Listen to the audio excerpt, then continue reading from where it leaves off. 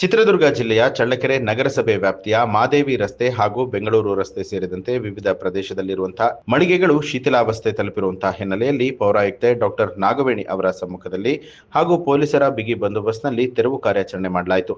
ನ್ಯಾಯಾಲಯದ ಆದೇಶದ ಮೇರೆಗೆ ನಗರಸಭೆ ಅಧಿಕಾರಿಗಳು ತೆರವು ಕಾರ್ಯಾಚರಣೆಗೆ ಮುಂದಾಗಿದ್ದಾರೆ. 1970ರಲ್ಲಿ ನಿರ್ಮಾಣಗೊಂಡಂತಹ ಈ ಮಳಿಗೆಗಳು ಹಳೆಯದಾಗಿ ಶಿಥಿಲಾವಸ್ಥೆ ಆಗಿರುವುದರಿಂದಾಗಿ ಸಾರ್ವಜನಿಕರ ಸುರಕ್ಷತೆಯ ದೃಷ್ಟಿಯಿಂದಲೂ ಈ ಒಂದು ಕ್ರಮವನ್ನು ಕೈಗೊಳ್ಳಲಾಗಿದೆ. ಇನ್ನೊಂದು ಕಡೆ ಮಳಿಗೆ ಬಾಡಿಗೆದಾರರು ಈ ಕ್ರಮಕ್ಕೆ ವಿರೋಧ ವ್ಯಕ್ತಪಡಿಸಿದರು. ಉಚ್ಚ ನ್ಯಾಯಾಲಯದ ಆದೇಶದಂತೆ ಅಧಿಕಾರಿಗಳು ತೆರವು ಕಾರ್ಯಾಚರಣೆಯನ್ನ ಮುಂದುವರಿಸಿದ್ದಾರೆ.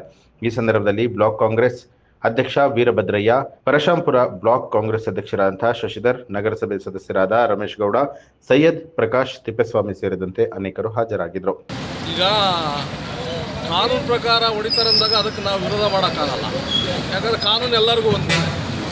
ಹಿಂದೆಲ್ಲ ಅವಕಾಶಗಳೆಲ್ಲ ಕೊಟ್ಟಿದ್ದಾಯಿತು. ಚಳ್ಳಕೆರೆಯಲ್ಲಿ ಇರ್ತಕ್ಕಂಥ ಕಾಂಗ್ರೆಸ್ಗಳಿಗೆಲ್ಲ ಅವಕಾಶ ಕೊಟ್ಟು 11 ವರ್ಷಗಳ ಕಾಲ ಕೋರ್ಟಲ್ಲಿ ವ್ಯಾಜ್ಯಗಳು ನಡೆದ ನಂತರ ಹೈಕೋರ್ಟ್ ಸಂಪೂರ್ಣವಾಗಿ ಡಿಸ್ಮಿಸ್ ಮಾಡಿರ್ತಕ್ಕಂಥ ಆಧಾರದ ಮೇಲೆ ಈಗ ಕಾನೂನಿಗೆ ಯಾರು ದೊಡ್ಡವರಲ್ಲ, ಜನಸಾಮಾನ್ಯರಿಗೆ ತೊಂದರೆ ಆಗುತ್ತಂದರೆ ಈಗ ಬಿಲ್ಡಿಂಗ್ ಶಿಥಿಲಗೊಂಡಾಗ ಅಕಸ್ಮಾತ್ ಬಿದ್ದು ಅದೊಂದು ತೊಂದರೆ ಆದರೆ ಇನ್ನೂ ತೊಂದರೆ ಅಲ್ವಾ.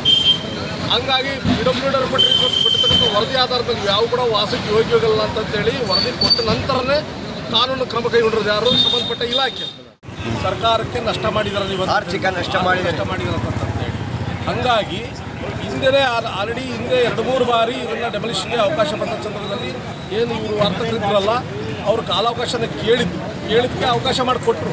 ಕೊಟ್ಟಾದ್ಮೇಲೆ ಕೊಟ್ಟಂಗೆಲ್ಲ ಏನು ಮಾಡೋರು ಇವರು ಮತ್ತೆ ಪುನಃ ಕೋರ್ಟಿಗೆ ಹೋಗೋರು. ಮತ್ತೆ ಸರ್ಕಾರ ಜೊತೆಗೆ ಗುದ್ದಾಟ ಆಗ್ತದೆ, ಮತ್ತೆ ಉಳ್ಕೊಳ್ಳೋರು. ಈ ಸಾರಿ ಕಟ್ಟುನಿಟ್ಟಿನ ಕ್ರಮ ಕೈಗೊಳ್ಳೋ ಕಾರಣ ಹೈಕೋರ್ಟಲ್ಲಿ ಕೇಸ್ ಕಂಪ್ಲೀಟ್ 11 ವರ್ಷ ನಡೆದಾದ್ಮೇಲೆ ಡಿಸ್ಮಿಸ್ ಆಗಿರೋದ್ರಿಂದ ಈಗ ಪರಿಪೂರ್ಣ ಕಾರ್ಯಕರ್ತ ಮಾಡೋಕ್ಕೆ ಸಂಬಂಧಪಟ್ಟ ಇಲಾಖೆ ಮುಂದಾಗಿದ್ದಾರೆ. ಅದಕ್ಕೆ ಅವರು ಕೂಡ ಸಹಕಾರ ಕೊಟ್ಟರೆ ನಗರಕ್ಕೆ ಒಳ್ಳೆಯದಾಗುತ್ತೆ ಮತ್ತು ನಗರ ಅಭಿವೃದ್ಧಿ ಆಗಕ್ಕೆ ಅನುಕೂಲ ಆಗುತ್ತೆ ಅನ್ನೋದು ನನ್ನ ಆಫೀಸು. ಅದು ಕೂಡ ಸಂಬಂಧಪಟ್ಟ ಇಲಾಖೆ ಇದೆ, ಅದು ನಗರಸಭೆದೆ. ಅದು ಈಗ ಒಡೆದಾದ ಮೇಲೆ ಪರ್ಯಾಯ ನಾವು ವ್ಯವಸ್ಥೆ ಮಾಡ್ಕೊಳ್ಬೇಕಲ್ಲ, ಮಾಡ್ಕೊಳ್ತೀವಿ. ನಮ್ಮ ಕೆಲಸ ಅದು, ನಮ್ಮ ಪಕ್ಷದ ವಿಚಾರ, ನಮ್ಮ ಜವಾಬ್ದಾರಿ. ತುಂಬ ಮುಖಂಡರುಗಳು ಇಲ್ಲಿ ಈ ಆಫೀಸಲ್ಲಿ ಕೆಲಸ ಮಾಡಿ ಶಾಸಕರಾಗಿ ಗೆದ್ದೋಗಿದ್ದ ನಿದರ್ಶನಗಳಿದ್ದಾವೆ. ಈಗ ಈ ವಿಚಾರವಾಗಿ ಈ ಕಟ್ಟಡದ ವಿಚಾರ ನಿಮಗೆ ರಾಜ್ಯ ಮಟ್ಟದನ್ನು ನಾವು ಕೇಳ್ದಂಗೆ ಒಂದು ಸಂದರ್ಭದಲ್ಲಿ JDS ಕಾಂಗ್ರೆಸ್ ಆಫೀಸ್ ಆಯಿತು, ಕಾಂಗ್ರೆಸ್ ಆಫ್ JDS ಬಿಟ್ಕೊಟ್ರಲ್ಲ ಕೋರ್ಟಲ್ಲಿ. ಇದರಲ್ಲಿ 10% ಮೂಲ ಮಂಜೂರಿದಾರರು ಈ ತನಕ ಇದ್ದಾರೆ. 90% ಅವರು ಗುಡ್ ವಿಲ್ಗಳಿಗೆ ಲಕ್ಷಾಂತರ ರೂಪಾಯಿ ತಗೊಂಡು ಮಾರ್ಕೊಂಡು ಊರು ಬಿಟ್ಟು ಊರಿಗೆ ಹೋಗ್ಬಿಟ್ಟಿದ್ದಾರೆ. ಈಗ ಈ ಮಳಿಗೆಗಳು ಏನು ಕಾನೂನುಬದ್ಧವಾಗಿ ಶಿಥಿಲಗೊಂಡಿರ್ತಕ್ಕಂಥವು ಅದನ್ನು ತೆಗೆದು ಬೇರೆ ಪುನರ್ ನಿರ್ಮಾಣ ಮಾಡಬೇಕು ಅನ್ನೋದಕ್ಕೆ ಸಂಬಂಧಪಟ್ಟ ಇಲಾಖೆಗಳೆಲ್ಲ ಅನುಮತಿ ಕೊಟ್ಟಿದ್ದಾವೆ.